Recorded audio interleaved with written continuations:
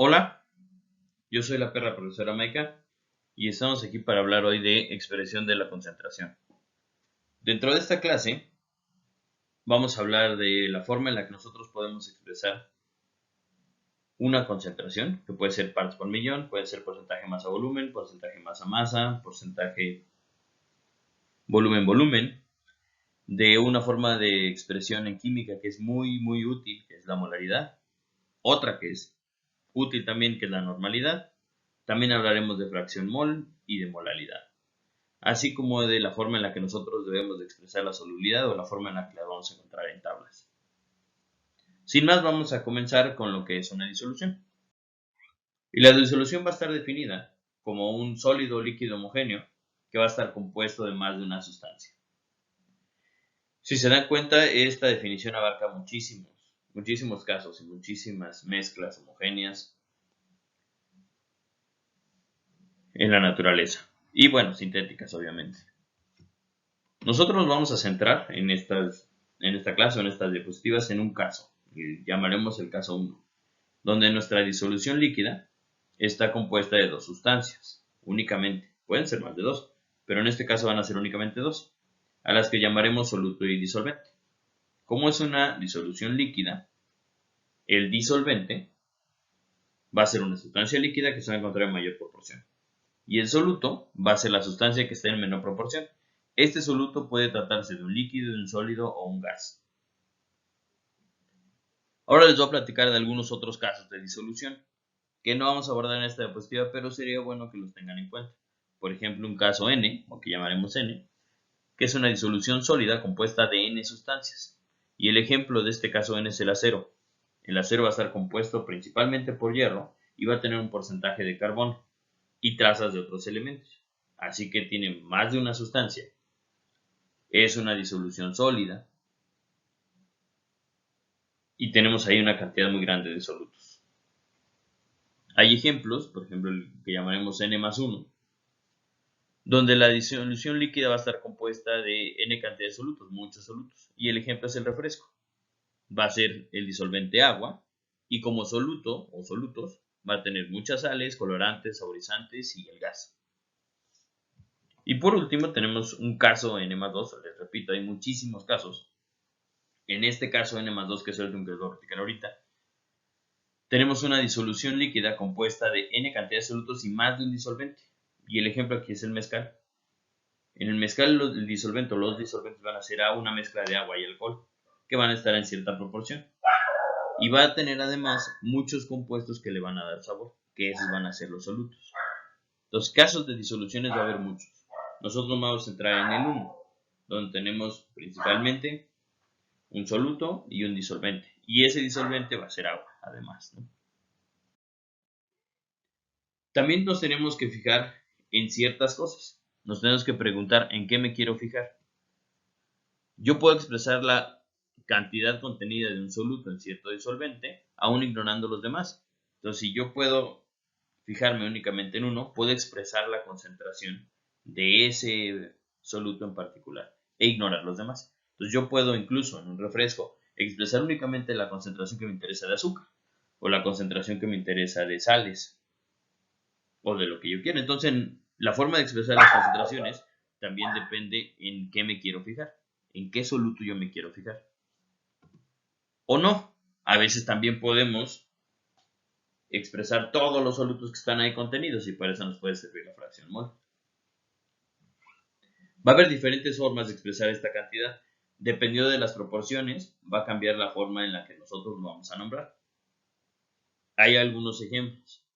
Y el primer ejemplo que vamos a abordar es el de partes por millón.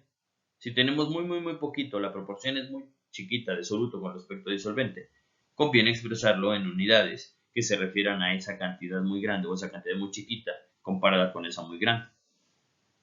Va a haber otras, que es el caso de por ciento masa volumen o por ciento masa masa, donde las proporciones van a ser más cercanas del soluto con respecto al disolvente. Y entonces conviene nombrarlas con respecto a porcentajes. Pero bueno, en general vamos a expresar la relación de soluto con respecto al disolvente o a la relación de soluto con respecto a la cantidad completa de disolución. Eso va a ser la concentración.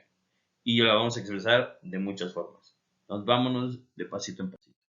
Comencemos con esta que les decía de partes por millón, que se utiliza para expresar trazas de un soluto. Y va a estar definida como la cantidad en gramos contenida por cada millón de gramos presentes, o en los casos de volumen, la cantidad de gramos contenido por cada millón de mililitros contenidos. Si se dan cuenta, esta es una cantidad muy chiquitita.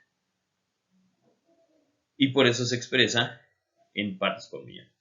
Si estamos hablando de masa, 1 miligramo de soluto en un kilogramo de disolución equivale a lo mismo que les había dicho.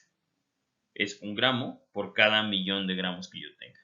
Entonces, una parte por millón puede ser expresada en 1 miligramo de soluto por cada kilogramo de disolución. Dicho de otra manera, cuando ustedes vean una parte por millón, significa 1 miligramo de soluto por cada kilogramo de disolución que tengan. Y es una concentración. La mayoría de las veces, o generalmente, se expresa más en relación de volumen. Por ejemplo, 1 miligramo de soluto que se encuentra en 1 litro de disolución. Entonces, una parte por millón corresponde a 1 miligramo de soluto que se encuentra en 1 litro de disolución. Y es una proporción. Si ustedes no necesariamente tienen 1 litro, tienen medio litro, pues entonces tendrán medio gramo en ese medio litro. Son proporciones. Estas unidades de concentración, recuerden, son intensivas.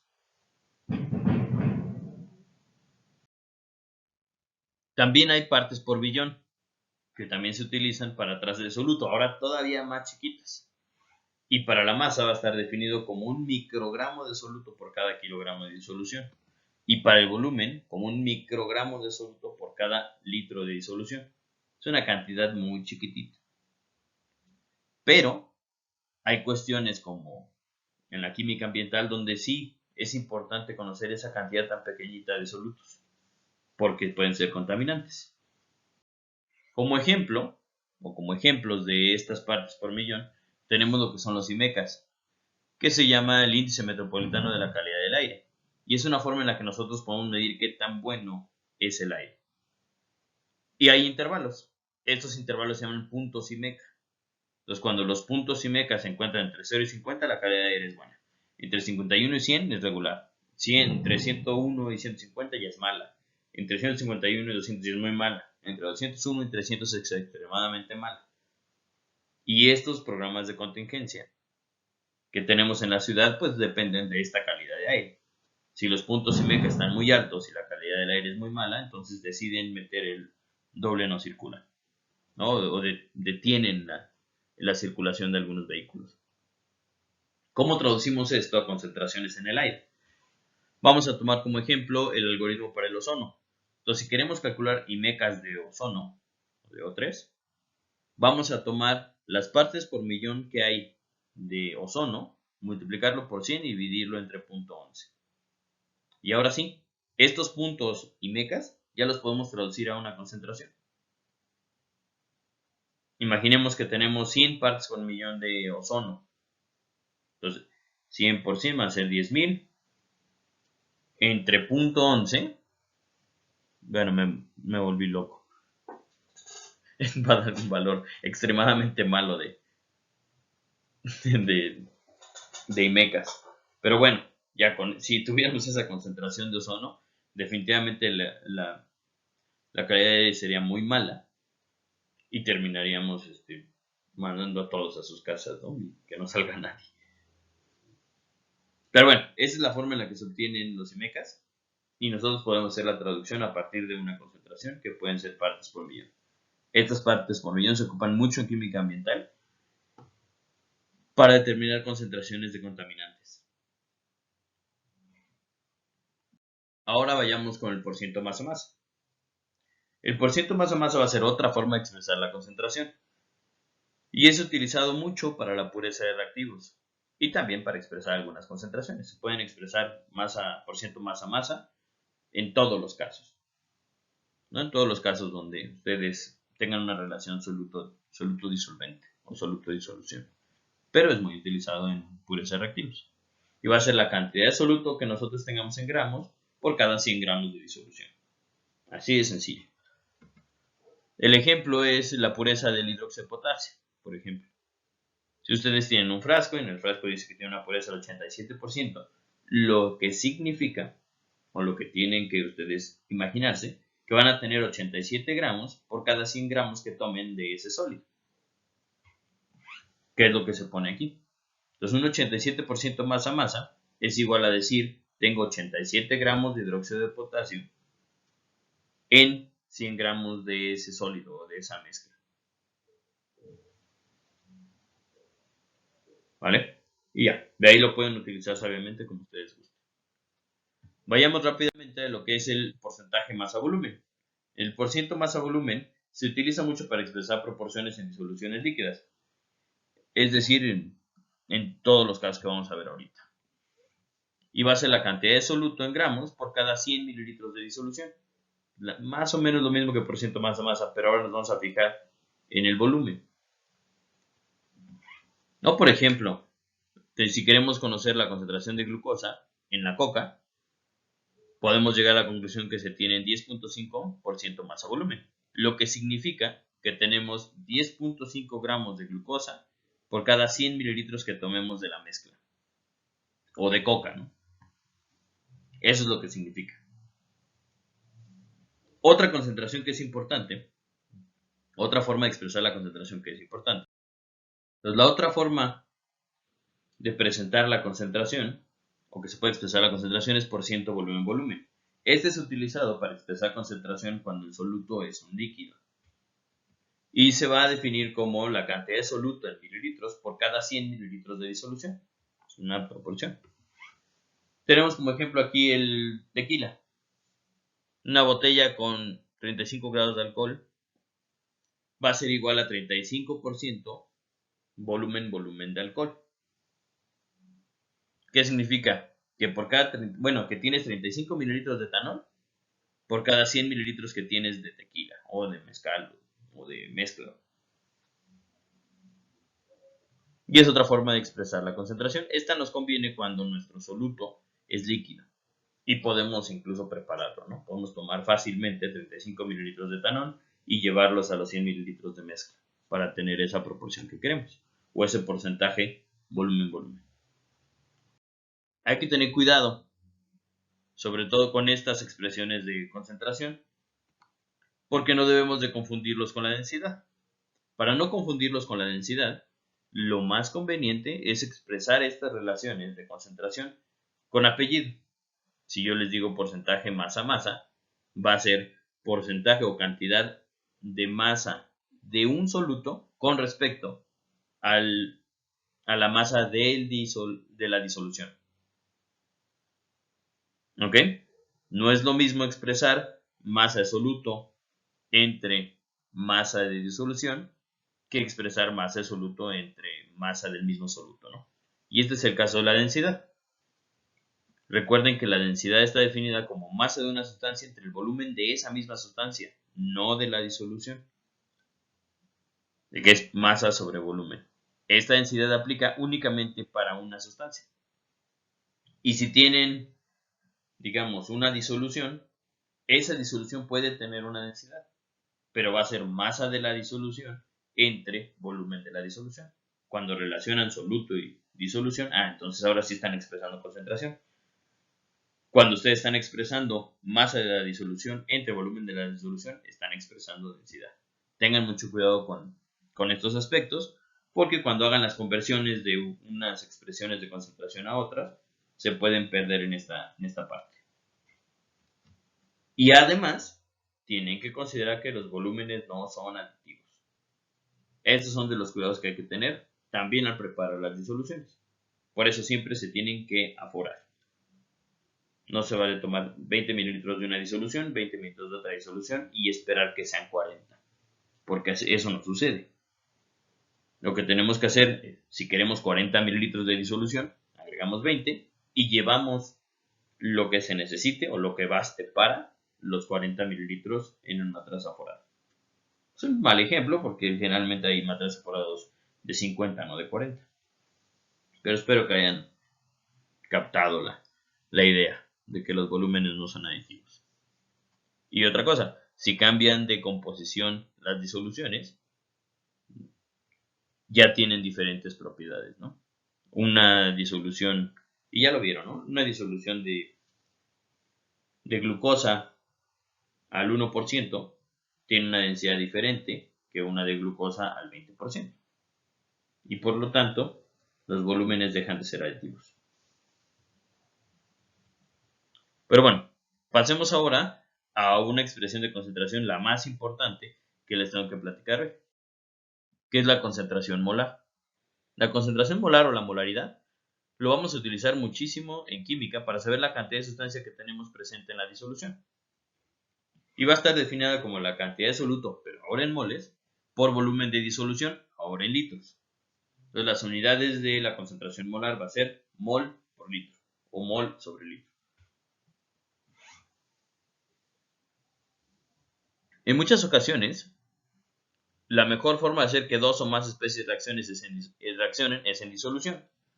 Es decir, si yo quiero poner a reaccionar dos especies, lo más fácil para que choquen las moléculas, se transformen y se conviertan en un producto, es de que ocurran en disolución. Así que es muy importante saber cuánto tenemos en una disolución cuando vamos a llevar a cabo una reacción, para saber cuánto tenemos, cuántos moles están involucrados en el proceso y cuánto vamos a obtener después de esa transformación. ¿Vale? Entonces, por eso es importantísimo conocer esta expresión que se llama concentración molar, porque nos va a decir qué cantidad de sustancia tenemos por cada mililitro que tomemos o por cada cantidad de disolución que tomemos. Y como hacemos reaccionar muchas cosas en disolución, pues con mayor razón hay que saber qué hay dentro. Esta expresión de concentración molar es una fórmula. Ustedes van a poder conocer esa concentración molar si toman los mililitros de soluto y lo dividen entre el volumen de la disolución completa.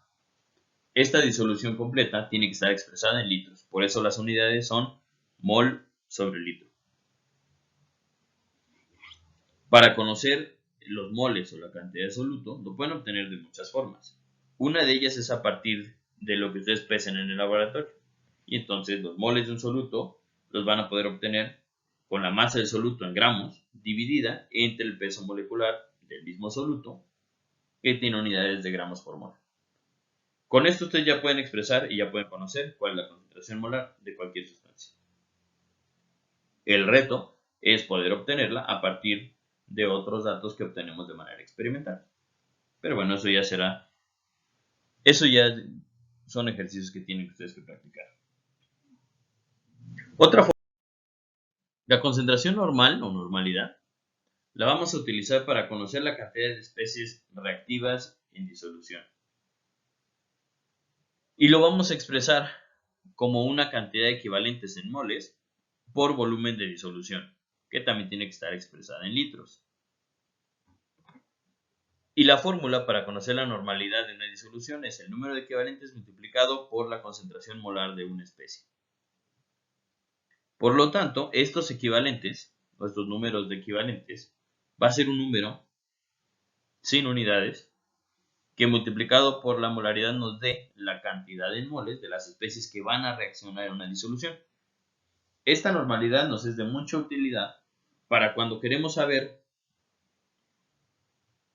qué reacciona y no nos importa como quién. Es como si ustedes estuvieran vendiendo algo y llega un cliente y ese cliente trae dinero para comprar el servicio que ustedes están ofreciendo, ¿no? O lo que ustedes están vendiendo. No les importa el cliente cómo se llame, no les importa el cliente si es alto, si es bajito, si es hombre, si es mujer, lo que les importa es el dinero que traiga en la bolsa. Entonces imagínense que ustedes pueden identificar a las disoluciones únicamente por lo que les interesa. Eso que les interesa son los equivalentes. Y en la analogía que les hago con estos clientes, es como si ustedes pudieran ver a los clientes y únicamente pudieran expresar la cantidad de dinero que traen. Entonces no les importa lo demás. Lo que les importa es de que les compren. Y lo que les importa es el dinero que traigan y para cuánto pueden gastar para comprarles a ustedes. Entonces es una forma de expresar la molaridad, pero de lo que les interesa o de las especies reactivas que hay en disolución. A eso se refiere con equivalentes o con número de equivalentes. Fijarse únicamente en lo que les interesa. Y como en las reacciones químicas nos puede interesar diferentes cosas, esos números de equivalentes se van a obtener de acuerdo a la proporción estequiométrica de las especies reactivas. En ácido-base, las especies reactivas o lo que nos interesa son los protones y los hidróxidos. Por lo tanto, tendremos que fijarnos qué concentración hay de protones o qué concentración hay de hidróxidos en una disolución. En las especies redox, lo que nos importa es la cantidad de electrones que se pueden intercambiar. Entonces, podremos expresar la cantidad de electrones que puede intercambiar una disolución si nos fijamos en los equivalentes. En este caso, los equivalentes va a ser la cantidad de electrones intercambiados. Y hay casos específicos, por ejemplo, reacciones donde se intercambian cloruros. Entonces, lo que nos interesa o la concentración que queremos conocer es la de cloruros en disolución, que es la cantidad de iones que se van a sustituir. Vamos a poner una serie de ejemplos fáciles, ¿no? Por ejemplo, el ácido fosfórico. El ácido fosfórico, que es un ejemplo de ácido base, presenta 3 equivalentes. El ejemplo de unas especies redox, que es el permanganato que se reduce a manganeso 2+, intercambia 5 electrones, por lo tanto su número de equivalentes del permanganato que pasa a manganeso 2+ es de 5 equivalentes. Y en algunas reacciones específicas, como el ejemplo de los cloruros, si tengo cloruro de estroncio, presentará 2 equivalentes. Y la ventaja de la normalidad es que yo puedo expresarlo en normalidad y voy a saber exactamente cuántos moles me van a reaccionar. Entonces, como último ejemplo, si tenemos 2 molar de ácido fosfórico, su normalidad va a ser de 6 normal, porque tiene 3 equivalentes. 3 protones por cada 2 moles por litro de ácido fosfórico, pues van a tener en total 6 molar de protones. Esa es la normalidad. La concentración molar de las especies que les interesa, que van a reaccionar. Y la normalidad de 6 normal equivale a 6 molar de protones, que es lo que está ahí en la ecuación de normalidad. De aquí pueden despejar y obtener una de otra fácilmente. Y como les decía, esta concentración normal es de mucha utilidad porque nos fijamos en lo que nos interesa y lo expresamos de esa manera. A veces tenemos mezclas de ácidos y nos conviene más expresarlo como concentración normal que como molaridad de los ácidos. Es más fácil y más rápido. Muy bien, estas dos, la concentración normal y la concentración molar, son de las más importantes y las que más vamos a utilizar en química. Pero hay otras que son de utilidad en ciertas situaciones. Por ejemplo, la molaridad. La molaridad se utiliza para conocer la concentración en masa. Y fíjense que ahí se le cambia esta tiene doble L, ¿no? Y la expresión de molaridad, su variable es una M minúscula. La molaridad va a ser la cantidad de equivalentes en moles por masa de disolvente en kilogramos. Aquí hay algo muy importante que es disolvente y la fórmula se escribe así: los moles de soluto entre la masa del solvente. No es la masa de la disolución, es la masa del solvente. Y hay que tener cuidado con esto a la hora de transformar molaridad en molalidad o porcentajes masa masa en molalidad, porque tiene que considerar la masa del solvente. Es lo que lo hace diferente, esta forma de expresar la concentración. Y va a tener unidades de mol sobre kilogramo. Muy bien. Ok, otra forma de expresar concentración es la fracción molar. En la fracción molar la vamos a utilizar para conocer la relación de moles entre soluto y disolución. Esta relación de moles ya considera a todas las especies que se encuentren ahí en su disolución. Y va a estar definida como va a ser una relación entre la cantidad de moles de soluto y la cantidad de moles totales en disolución. Esta fracción mol permite identificar a todas las especies en disolución y determinar su contribución. del total de moles. Entonces hay que identificar de todo lo que tenemos en disolución, cuántos moles tienen en total, ¿no? La suma de todos ellos pues va a ser la cantidad total de moles, y cada uno de ellos va a aportar en una fracción a esa cantidad de moles totales. La fórmula es esta. La fracción mol, que se abrevia como una letra griega llamada G, corresponde a los moles del soluto entre la sumatoria de todos los moles de la disolución. Es decir, sumo todos los solutos presentes junto con el disolvente y les va a dar la cantidad de moles totales. La contribución a esa cantidad de moles totales de uno de los solutos va a ser la fracción mol. Esta fracción mol se expresa en cantidades siempre menores a 1, porque la suma de todos los moles va a ser 1, y como esta es una fracción o una porción de ese total, siempre va a tener unidades menores que 1. Y la sumatoria de todas las fracciones mol les tiene que dar 1. Esta forma de expresar la concentración es de mucha utilidad para cuando quieren saber qué tienen en la disolución por completo y todas las especies que se encuentran dentro de esa disolución. Y claro, su contribución en mol al total. Se utiliza mucho en diagramas de fase y para ir viendo cómo cambian las propiedades de mezclas con respecto a esta proporción, ¿no? de solutos y de disolvente. Y por último, vamos a hablarles de una expresión de concentración que se utiliza para disoluciones saturadas. Y esto se le conoce como solubilidad. La solubilidad, que va a estar definida como la cantidad máxima que se puede disolver un soluto en 100 mililitros de disolución a condiciones determinadas de presión y temperatura. Entonces, esta forma de expresar la concentración aplica únicamente para cuando ustedes tienen el caso de una disolución saturada. Entonces, lo máximo que ustedes puedan disolver de un soluto en 100 mililitros de disolución se le conoce como su solubilidad. Y esa solubilidad está expresada en gramos sobre 100 mililitros. Esas son las unidades. Y se parece mucho al porcentaje masa-volumen, pero únicamente se especifica para este caso de disoluciones saturadas y las unidades son gramos sobre 100 mililitros.